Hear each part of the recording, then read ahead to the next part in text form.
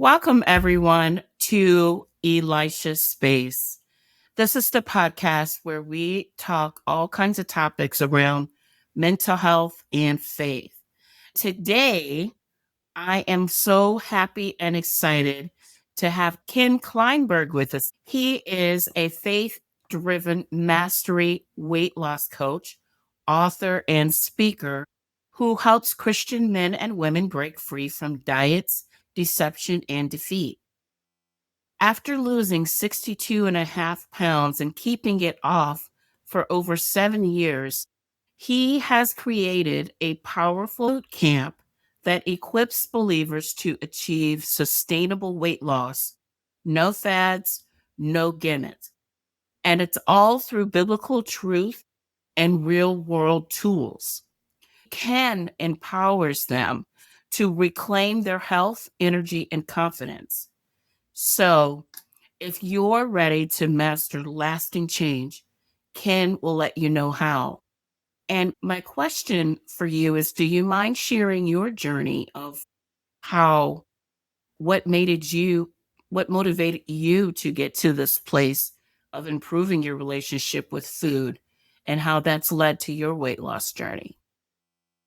If you want to even call it a weight loss journey. Oh, it definitely is a weight loss journey. As a matter of fact, that's part of the language when you come into my world. That's part of the culture that I develop when you come into my world. Now, I have a global client base, and one of the biggest things that I teach every single one of my clients that come into my world is it can never be about a diet ever again. Ever. In fact, it should have never been about a diet in the first place. I agree. Before I get into my story, here's the thing. 95% of the people out there that go to lose the weight, and anybody can go and lose 20, 30, 40, 50 pounds. Anybody can do that. But how many people do you know have been able to keep it off? 95% of the people always gain it back, and oftentimes more. And oftentimes when clients come into my world, they're at the heaviest weight they've ever been in their life. That's what happens. But then there's the 5% of the people that have been able to keep the weight off, like I've been able to for 7+ years now without a diet and having that be sustainable. But you see, how did I become the 5%? Well, I'll get into that in just a minute. Where did I start? What was the enough is enough point? What was the precipice? Well, I'm a short dude. I'm 5 foot. And about 13, 14 years ago, I was at the heaviest weight of my life. I was 188.5 pounds. I was a heavy dude. It's a lot of weight for a 5-foot guy. And I was miserable. I could barely bend down to tie my shoes because my belly was so big. I was popping buttons off of things all the time. Whenever I went to a conference or some kind of event that I had to dress up for, I always had to wear my pants unbuttoned and then work to have the belt hide that. And throughout the entire conference and event, I was always checking it. Always checking down there, fiddling with the belt. Oh my gosh, this is showing. I was very self-conscious, and I was also very insecure about myself and about the way I looked. Every time I saw my reflection in something, I didn't see me. I saw fat. And so the icing on the cake, or what brought me finally to the precipice, was I eventually ended up with high blood pressure, number one. And number two, I started to experience pains on my left-hand side next to my heart. And so I knew exactly what that was pointing to. If I continued down the path that I was on, I was going to get a heart attack or a stroke somewhere down the line. So I knew I needed to change something. But you see, at that point in my life, I loved my schedule. I loved my lifestyle, and it was not something that I wanted to give up or upturn. Not at all. And so the whole idea of going on a diet, the idea of following some kind of restrictive plan, even talking to somebody about it, didn't appeal to me because I didn't want to make changes that would upturn my lifestyle and would upturn my schedule. So I was left with this conclusion. I was going to lose the weight, but I was going to do it my way. And I was going to have my cake and eat it too. Maybe not literally, but You get the point that I'm trying to make here. So that's actually how I embarked on my journey to lose weight. Notice I call it a journey. Right. Again, that's because it can never be about a diet anymore. It's a journey. You get to embrace every piece and every part of that journey, every opportunity to grow in that journey, every valley, every time you fall off the horse, you get to embrace all of that as part of the journey and learn and grow from that and get better and get wiser. That is a much different language than going on a diet. Very much so. Yes. So that's one of the reasons why it's important that we call it a journey moving forward. So I dropped the 62.5 pounds over a course of 5.5 years, and I've been able to keep that off. And how I started in my journey is I just started making small tweaks, one step at a time, one habit at a time. I actually followed an app. It was a 12-week app, introduced one small change per week. And I started there because it was a concept that I can wrap my head around. Like one small change per week? Sure, I can do that. That's not a problem. So that's how I started. What I didn't know though is when the 12 weeks was up, I had established a new foundation for myself moving forward. And so I just kept going on that pattern, just small tweaks, one step at a time, one habit at a time, just continuing through my journey. Fast forward 5.5 years later, I dropped 62.5 pounds. But I've been able to keep that off for 7+ years. How? Why? How did I become the 5% of people that have been able to keep their weight off? The answer is simply this: every change, every habit that I adapted into my journey had enough time to sink in and become part of who I was and automatic.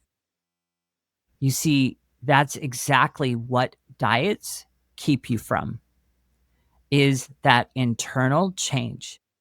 Because people come into my world all the time and I can teach them everything that they need to know and lay out a foundation for them.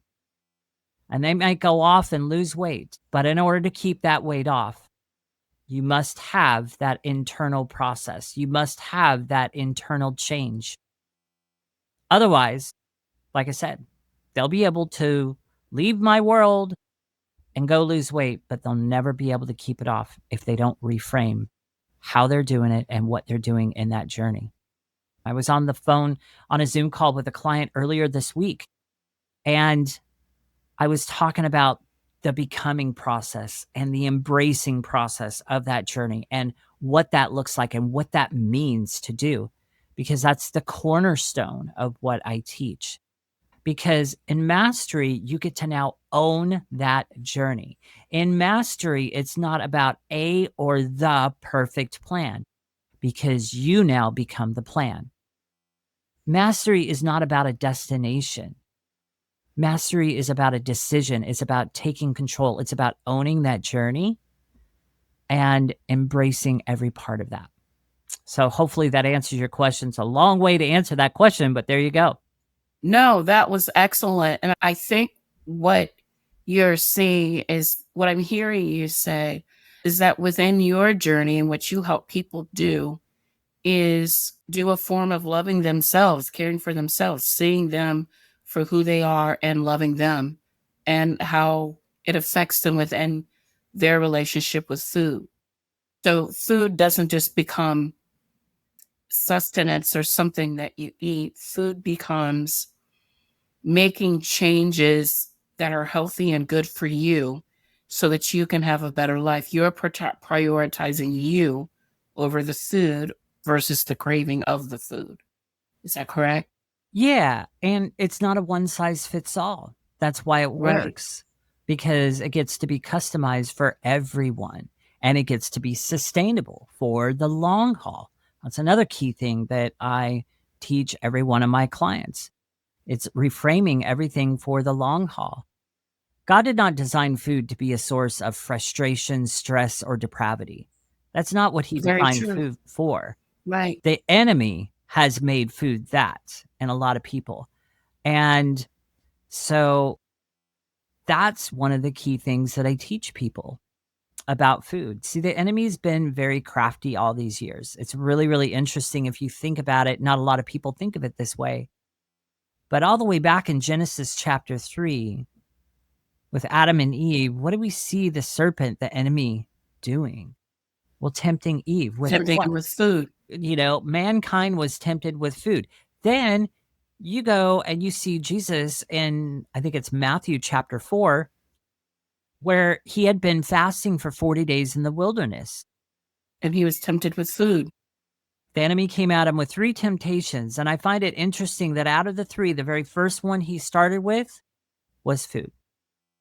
I just find it really, really interesting. If the enemy was tempting with food way back in biblical times, what makes you think he isn't deceiving you as well with deceptive marketing, advertising something as healthy when it's not?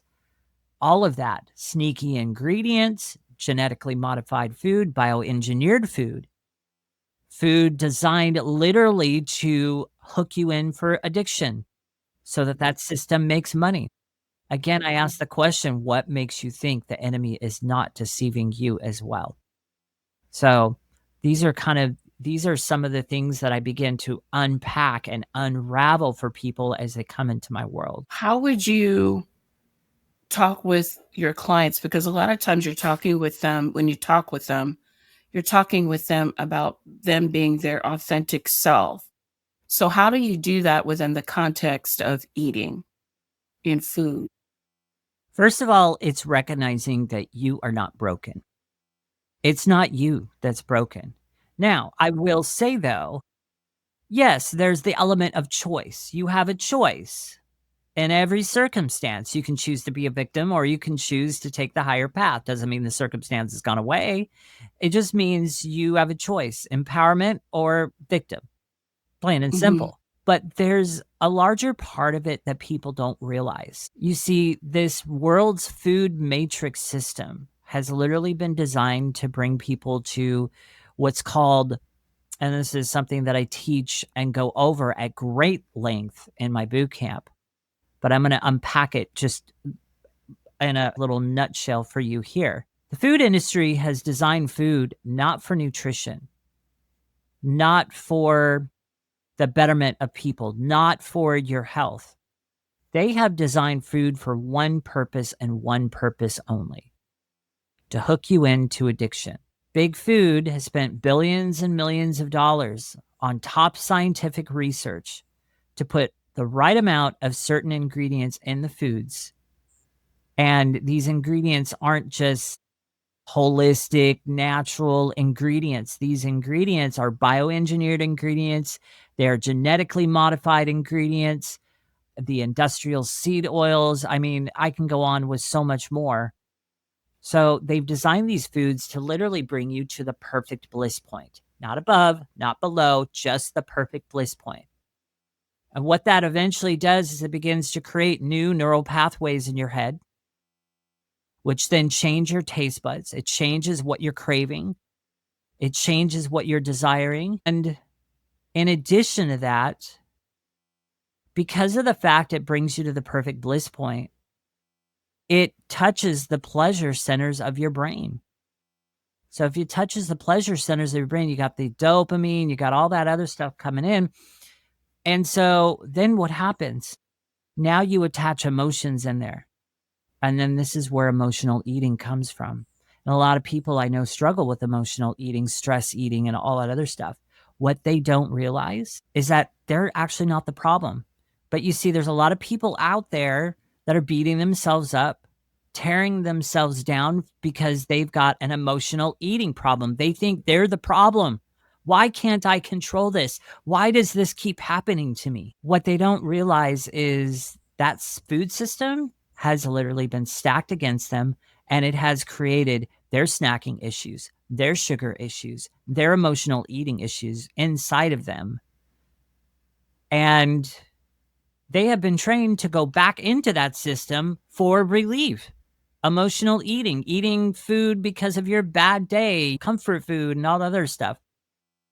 So it's dismantling all of that and bringing it into focus to what God really meant food to be.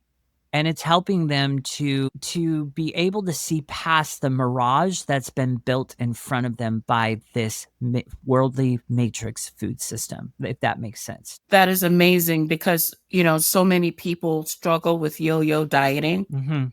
right? And a lot of it is addiction around yo-yo dieting. It's sugar, it's carbs, it's whatever you want to call it. People have a really hard time with that. How are some ways that people could now you made the statement. I'm going to pivot just a little bit. You made the statement that people make one small change at a time. Mhm. And so for someone that's dealing with yo-yo dieting and with the food, as you described it, the situation with the food, how do you help them break free from that? I love that question. So, in my mini educational boot camp, and mind you, this boot camp it's not a workout plan. It's not an eating plan. It's a foundation to which you will move forward on. And I promise you, it is a foundation that you will never be moved from again. I have made darn sure of that with the way I've created that boot camp. So, but through that, three basic, really simple things. Number one, start learning to turn the freaking thing over. I don't care what it is. I don't care how healthy it touts itself to be. I don't care if you've always bought the item and you've always been consuming it and you've always thought that it was healthy. Turn it over. Don't take it for granted anymore. It's time to stop buying into the marketing that's on the front of packages, and it's time to start educating yourself on harmful ingredients. Turn it over. So that's one. Number two, buy things with minimal ingredients or minimal ingredients and ingredients you can understand. Number three, better yet, buy things with one ingredient. Example, a grass-fed New York steak. What's the ingredients in that? One, meat, right? So buying things with one ingredients, this gets you back to the foods that God has designed for you. This starts breaking you out of that matrix system. Well, what about snacking? What about the sugar issues I have? I can almost promise you that as you start stepping out of that system and away from the packaged, boxed, pre-made foods and all that other stuff, and start consuming more protein satiating foods that are real and foods that God has designed, those snacking issues, those hunger issues, the sugar issues are going to start to dissipate naturally. Why? Because you're eating foods that are more satiating. You're eating foods that God has designed for you to eat. You're eating foods that are filling you up quicker and they're keeping you full longer. It doesn't get any more simple than that. You create a feedback loop of love with your food. We've been so illusioned by what the industry has created for us. We don't even know what real love towards food is. But when you start to break free from that system and come back into focus to where God wants you to be, you start to create a feedback loop. So you start to love the foods that God has designed for you, and those foods begin to love you back. And then your body begins to reprogram itself back to the original state that it was meant to be in. Your sugar cravings begin to disappear. Different things begin to happen in your body. Your body begins to heal. Your metabolism begins to heal. There's a lot of stuff that begins to happen. Not overnight. It is a process because your body's got to reset. Your body's got to reprogram. And the other thing that I want to touch on here is it's not just necessarily about one thing at a time in your journey. It's very important to frame that as these new changes and habits that I'm going to be adapting into my journey, can I sustain these for the next year or two? Because if you start adapting the changes and new habits into your journey on that playing field a year or two, that paints an entirely different field for you to play on than the common diet field where it's like, Oh, well, I can change these things for the next 3 to 4 months, no problem. It's a much different ball game when you're asking yourself the question, can I sustain this for the next year or 2? Not that it's gonna take a year or 2 for those changes and habits to sink in and become part of who you are, but you get to now frame every decision and every adaptation into your journey with that mindset. Does that make sense? It does. Would you say it's better to, as you're able to, make your own food versus buying food at the store? And I'm mentioning this because as you were talking, I'm thinking about my son. Now, my son was not ADHD. They couldn't label him ADHD. They couldn't diagnose him ADHD. But he had a lot of those tendencies. So what I did is I would make more food from scratch.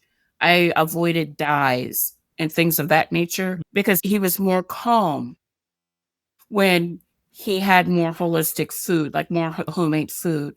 And then I also made different choices around sugar for him. Like, so things would, I would substitute different things. And it actually helped him with his focus and things like that. So do you think that helps as well? Not just looking at the label, but also doing some more things at home that's easy to cook. And they have all kinds of things where you can cook it or bake and it's a little bit faster. So, The answer to your question simply is absolutely 100% yes.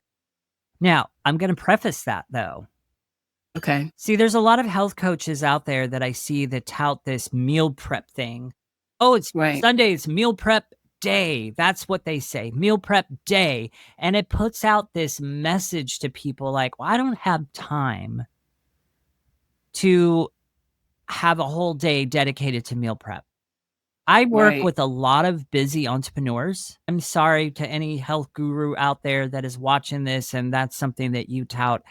I think you might want to think about how you're wording things because the way I see it is you're sending a subliminal message out to people saying this is a big thing to do.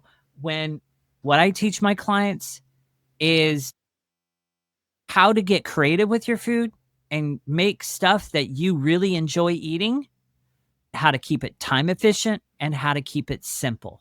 That's what I'm about. I'm about hacking the system and I am about kind of like having the cake and eat it too kind of guy. Well, I make wonderful creations in my food, Mm-hmm. but I eat all whole foods and everything else.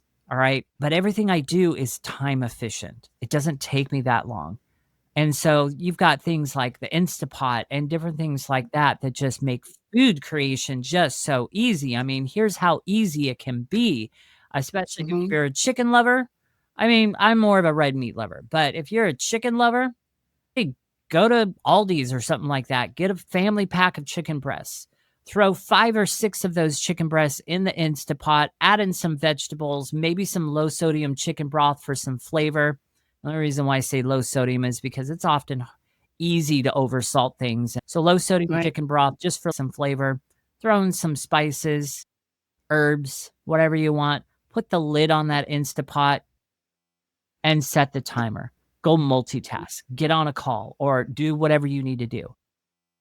And then when the timer goes off, you now, boom, have 5 to 6 portion that you can portion out, put in Ziploc bags, and either freeze those Ziploc bags so that you have something easy grab at the beginning of the day, put it in the sink, let it defrost, and then you've got something at night. Or you can portion those out in bags and put them all in the fridge and be grabbing on those throughout the week. The other idea that I'll give on showing how simple it can be, and my mom commonly does this a lot, I call it omelet for the week. She'll take about Mm-hmm. 5 or 6 eggs, throw in some vegetables, throw in a little bit of cheese, throw in some meat of some sort, and make a big old giant omelet. And then she'll take a little slice out for herself after it's done.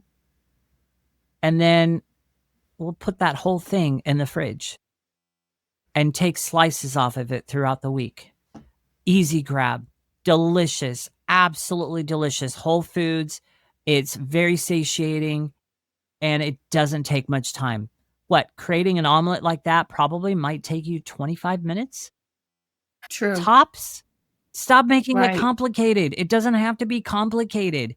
And you don't have to know how to cook either. And that's not to say that I overeat because I don't. Keep it simple. So I'm hoping that answers your question. It does. It does. And the more that we talk about it, because I'm remembering, when he was younger and how life was much easier at home when he wasn't high off of some of those things that came from the food. And it was when I changed his diet or I changed our diet, it made a significant difference for all of us. And it was healthier for us. So Very I much appreciate you so. talking about that. You're welcome.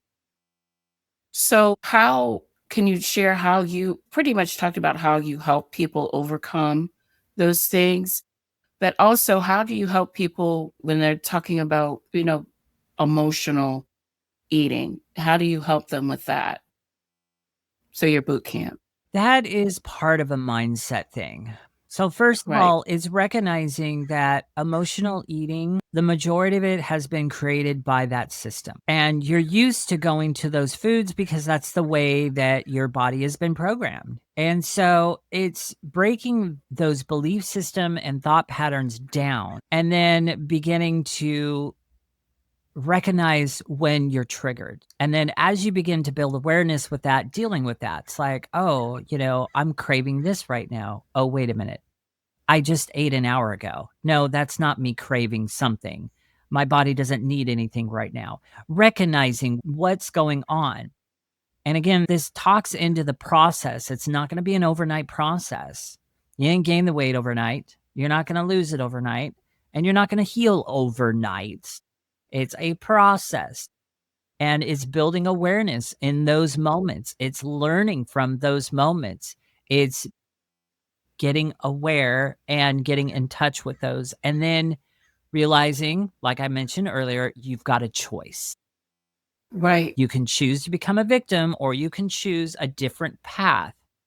Doesn't mean the temptation has gone away. It just means you chose to empower yourself and move in another direction. So it's also realizing that God did not design food to be a band-aid for your bad day. Isn't that his job? hmm, But what has the enemy come in and done with food? The enemy has literally helped to create an idol out of food for us, meaning we often go to food for comfort. right, We often go to food for joy. hmm, We often go to food for a reward. But isn't God supposed to be those things for us? right. Now, I'm not trying to sound legalistic or anything like that. I'm just making a point and saying, I find it interesting when you really piece through it and you see what the enemy has taken food and created for us today. So, does that answer your question? It does, and it takes me to a lot of places. So, what we're talking about is what is your refuge?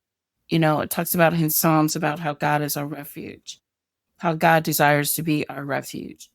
And I think sometimes that within this space of cognitive dissonance, right, believing lies around what we think we should, how we view ourselves, because a lot of times people will use food to hide because they don't want people to see the real them because there's some shame, and the shame can be around different things. And so people will use food to hide. They'll use their size. And it can be either from overeating or it can be from the other extension of that, binge eating and all those other things, right?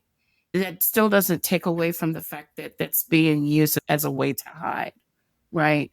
What we're talking about and what you're talking about is having a healthy relationship with food. And through your program, one of the things I really like about this program, audience, is that he's talking about the mind body connection Mm, as well as providing you with educational information so that you can make a balanced, holistic decision over what you want to put in your body. You know, it just like how we have to be careful about what information we allow our eyes to be exposed to and our ears to hear. We also have to be careful about what we put in our mouths because sometimes we can literally, even though it tastes good, right?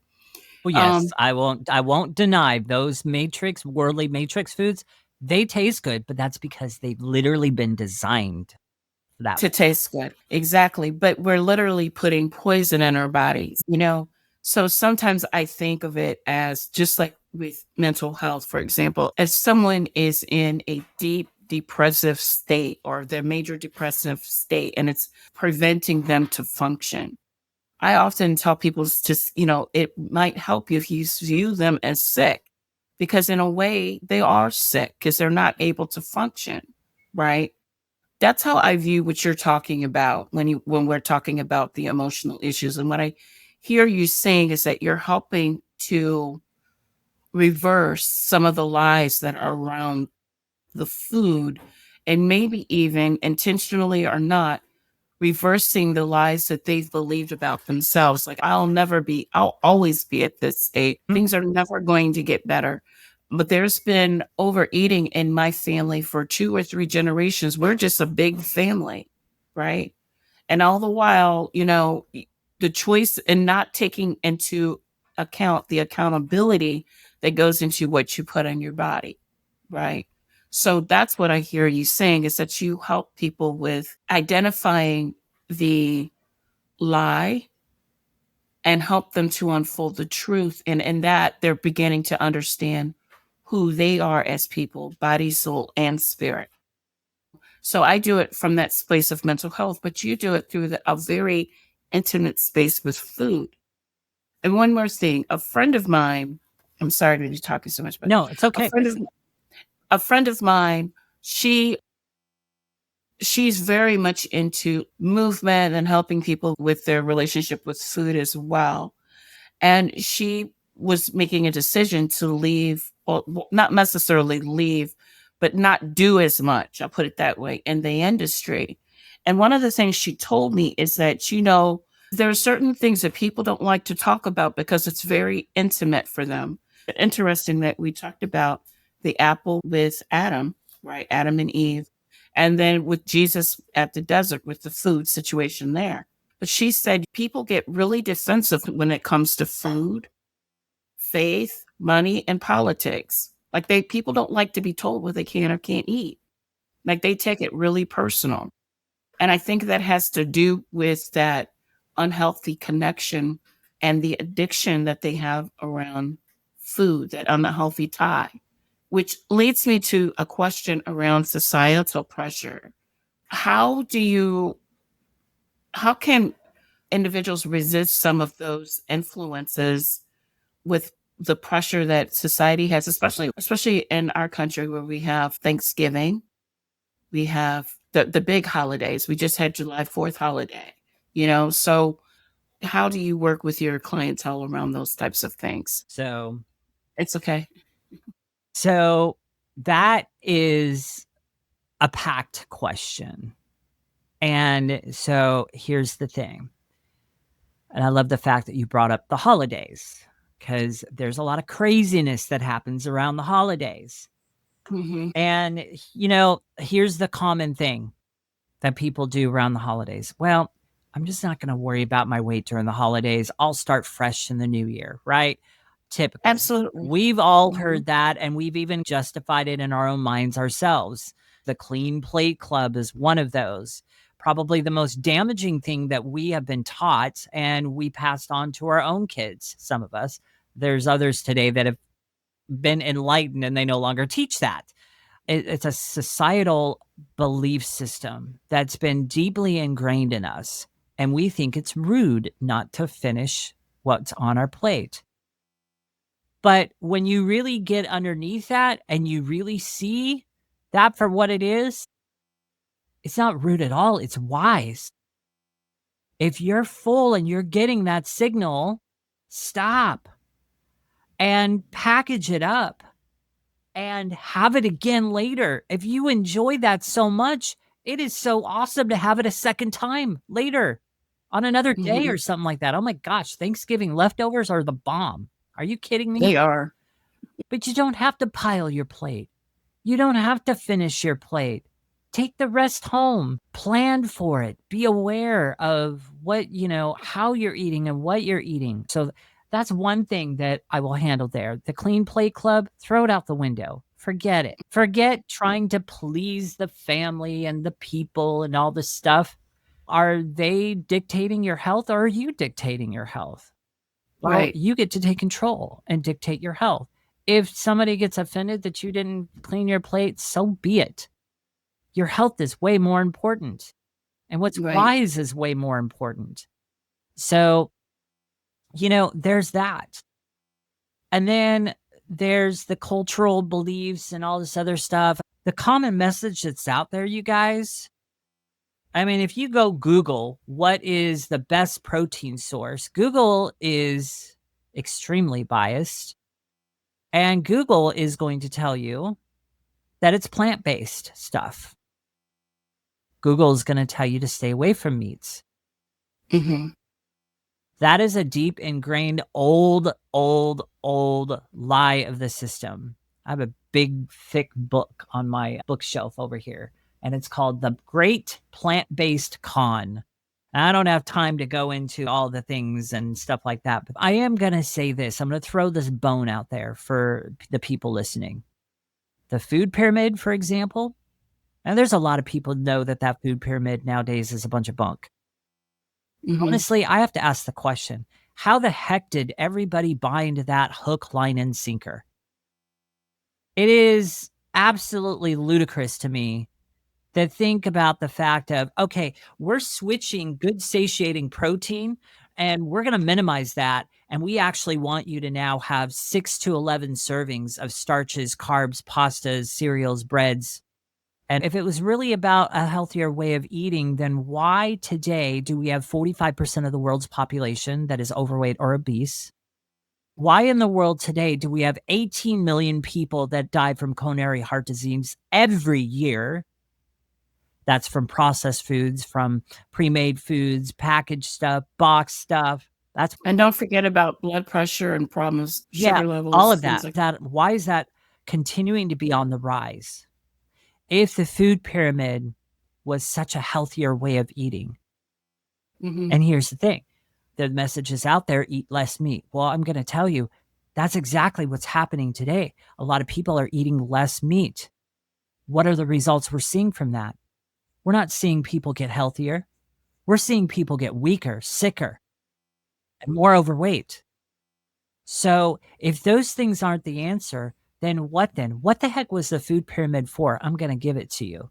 The food pyramid had nothing to do about nutrition. It was never about a better way of eating. It was never about your health at all.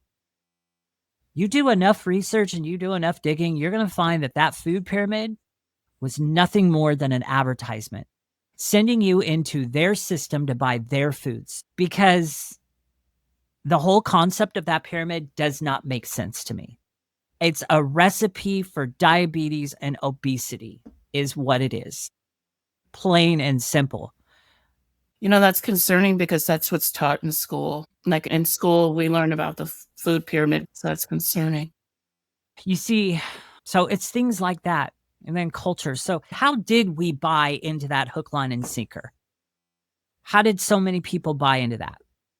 The answer is simple: propaganda. You have the news that's in your face every single day talking about it. You have commercials talking about it. You have celebrities talk about it. You have government talk about it over and over until it becomes the truth. That's how they see the message to the public to get the public to go in the direction that they want. So that's how it happened. It was propaganda and we were programmed with it. Hook, line, and sinker. Seriously, until people started waking up. People started, you know, getting what's now It's a new phrase that I've just been learning, and my coach actually introduced it to me.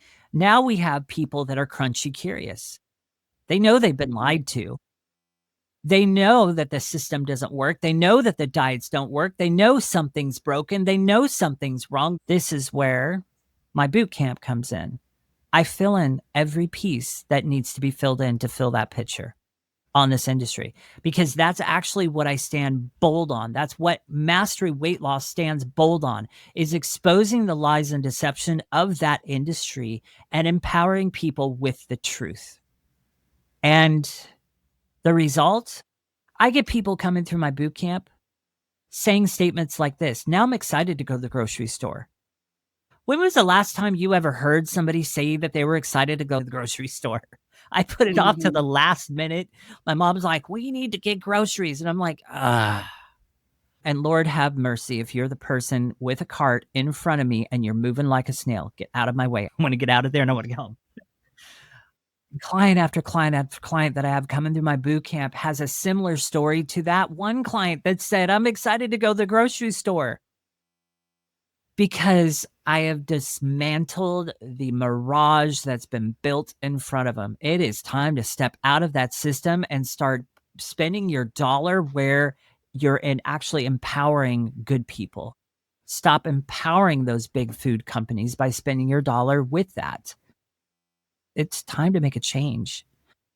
Right. So Big Pharma actually made $1.27 trillion last year, 2024, and not a dime of that money was spent to teach you how to become healthier and make better choices. It's time for a change, you guys. All right. I want to thank you for coming. We're actually over our time, but I just want to thank you for coming, because there's so much wealth, so much meat in this conversation. And as you can see, I don't know if you can tell, but I am completely plugged into everything that you're saying. What would you say, if there's one major takeaway, what would you like the listeners to remember, the people who are watching the channel, from our discussion today? What would it be? And the other question is, how can people reach you and contact you? And of course, I'll have your information so that people can connect. So connecting with me, I've made very easy. I'll get into that in just a minute, but I'll leave you with 3 things, and I've already said them. This is why you need a coach, because there's a journey ahead of you. And even the top players in the sports industries, even the best of the best, they all have coaches, because it's not about arriving. You still have a journey. It's not an overnight process. So this is why a coach is necessary. But my 3 simple principles: turn the freaking thing over, buy things with minimal ingredients and ingredients you can understand, start educating yourself. And number 3, better yet, buy things with 1 ingredient. It doesn't get any simpler than that. Now, like I said, though, there's a journey behind that. It's not an overnight process. You're human. You're going to have weak moments. You get to learn how to grow through those weak moments, how to get stronger, how to get better. That's part of the journey. And that's why it's important to have a coach. So with that, how do you get into my world? How do you get in touch with me? Well, you can use this simple link: www.masteryweightloss.com/connect. It's not all happy, it's just a connection page. There's 4 buttons on that page. The very first button at the top is to get into my boot camp. The boot camp is very reasonably priced. You get 3 one-on-one sessions with me for that price. And it's golden. You've got nothing to lose but those extra pounds, and you've got everything to gain in the right way and in a very freeing way. The other 3 buttons on that page is a button to book a strategy call with me. That's free. You've got nothing to lose there. Let's unpack where you're going to be headed in your journey. Get on that strategy call with me. And the other 2 buttons on there, connect with me with Facebook and subscribe to my YouTube channel. It's that simple. www.masteryweightloss.com/connect. Mastery is spelled Mastery. masteryweightloss.com/connect. And audience, of course, I will have this information in the show notes as to how you can connect with Ken. This is such an important topic because our relationship with food affects our mental health, it affects our physical health, it affects how we see ourselves, our self esteem. It's a very personal and private thing, our relationship with food, and it affects so many intricate things. So, the better we have a great relationship with food, the better our health will be. And I find that a lot of times we don't take this seriously enough, and we really should because so much is tied to it. See it also as part of your healing journey because that's what Ken and I are really talking about are ways to improve your healing journey. I want to thank you guys for being a part and listening to and watching the show on Elisha's Space. And as you continue to move forward, go in peace, wholeness, and wholeness as you move forward and experiencing more joy, love, care, and peace within your own lives. Thank you again, and we'll see you again next time. Bye bye.